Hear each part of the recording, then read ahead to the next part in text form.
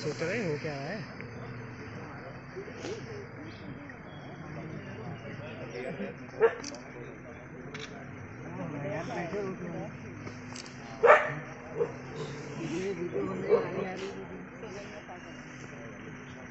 ऐसे बैठे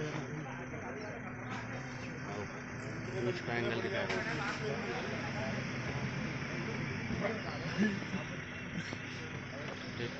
दिमाग खराब कर रहे हैं।